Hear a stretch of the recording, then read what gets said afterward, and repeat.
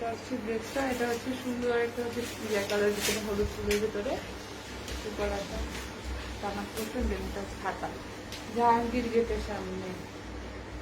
এটা হচ্ছে প্যান্ট।